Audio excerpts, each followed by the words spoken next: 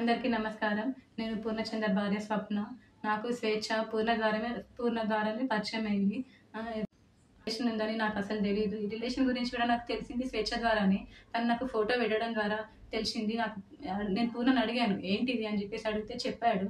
చెప్పినాక నాకు ఆయనకి గొడవలు స్టార్ట్ అయింది. అక్కడ నాకు ఇంకా తెలిసింది ఏంటంటే అక్కడ కూడా తనతో గొడవలు ఉంటున్నాయి అని చెప్పేసి అంటే, ఇంకా నేను ఆయనను ఎందుకు ప్రెషరైజ్ చేయాలి అని చెప్పేసి నేను ఆయనను వదిలేశాను. ఇంకా నేను ఎందుకు ఇప్పుడు మీడియా ముందుకు వచ్చానంటే, అరణ్య మా ఆయన మీద చేసిన ఆరోపణలు చూసి నేను తట్టుకోలేక నేను ముందుకొచ్చాను. నేను మీడియా ముందుకు ఎందుకు వచ్చానంటే, ఇప్పుడు స్వేచ్ఛ కూతురు అరణ్య మా ఆయన మీద నిందలేస్తుంది. ఆ నిందలు నేను చూసి తట్టుకోలేక నేను వచ్చాను బయటికి. నా పిల్లలతో పాటే అరణ్యను కూడా చూసుకున్నాడు. తనకి స్కూల్లో జాయిన్ చేశాడు, ఫీజులు కట్టాడు. నా పిల్లలకి బట్టలు తీసుకున్నప్పుడు ఆయన కూడా తీసుకునేవాడంట.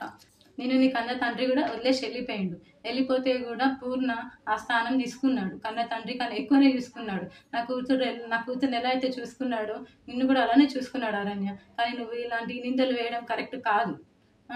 ఇంకా స్వేచ్ఛ కూడా చాలా నన్ను టార్చర్ పెట్టింది. ఈ విషయం తెలిసినాక కూడా నేను డిప్రెషన్లోకి వెళ్ళిపోతే నన్ను పూర్ణ కాశీకి తీసుకెళ్ళాడు. కానీ మైండ్ రిఫ్రెష్మెంట్ కోసం తీసుకెళ్తే అక్కడ కూడా ఫోన్ చేసి సతాయించింది. ఎందుకు తీసుకెళ్తున్నావు, ఆమె ఎవరని చెప్పేసి నువ్వు తీసుకెళ్తున్నావని సతాయించింది.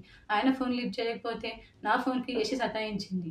అసలు ఎక్కడికి తీసుకెళ్ళినా, ఫంక్షన్కి వెళ్ళినా, ఎక్కడున్నా కూడా నువ్వెందుకు ఆమెతో ఉంటున్నావు, నా దగ్గరికి వచ్చేసాయి అని చెప్పేసి చాలా బ్లాక్మెయిల్ చేసింది. ఎప్పుడు చూడండి స్లీపింగ్ పిల్స్ మింగడము.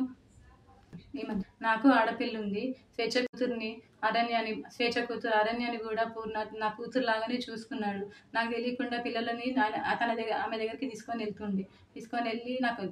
వెళ్ళి ఆడిపిస్తుంటే వచ్చేవాడు. తర్వాత నాకు నా పిల్లలు చెప్పారనమాట, అమ్మ ఒక అక్క దగ్గరికి వెళ్ళి ఆడుకుంటున్నాను, ఒక ఆంటీ ఉన్నది, ఒక ఆంటీ నన్ను అమ్మ అని పిలవమని చెప్పింది అని చెప్పేసి నా కూతురు చెప్పింది.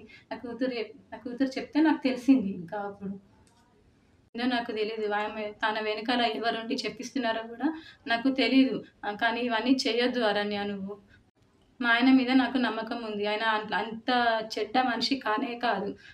ఇంత చేరదీసిండు నిన్ను మీ మమ్మీని ఇంత చేరదీసినా కూడా నా బతుకుని మీ మమ్మీ ఏం చేసిందమ్మా, తీసుకొని మమ్మల్ని రోడ్డు పాలు చేసేసింది. ఇప్పుడు నా జీవితము ఏంటి, నా పిల్లల భవిష్యత్తు ఏంటి అరణ్య?